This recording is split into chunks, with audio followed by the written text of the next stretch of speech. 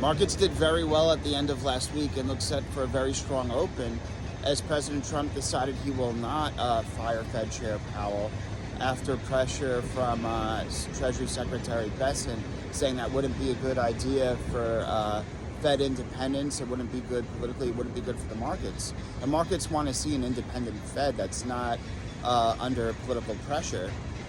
They don't want to see the president or the executive branch on a whim fire the Fed chair. So the fact that Secretary Bessent from the Wall Street Journal article talked Trump out of that, and Trump saying that he doesn't plan on firing Powell, at least for now.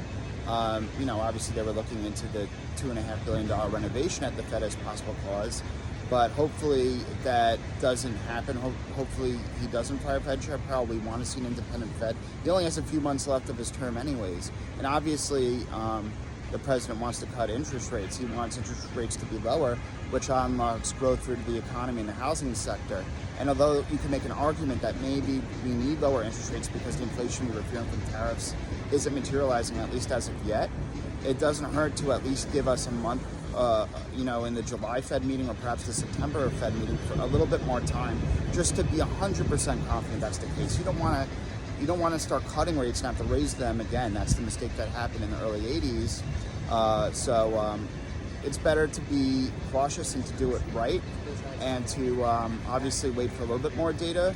But at the same time, there is a case that rates could be cut. And Fed Governor Chris Waller, believes that rates could be cut in the July meeting. He's actually going to vote against Powell and the rest of the Fed likely to cut rates. So let's see what happens. And more news in the markets. We had President Trump signing the Genius stablecoin legislation into law.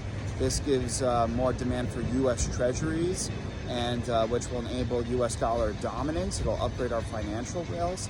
And what's good for the stablecoin app? Well, Ethereum.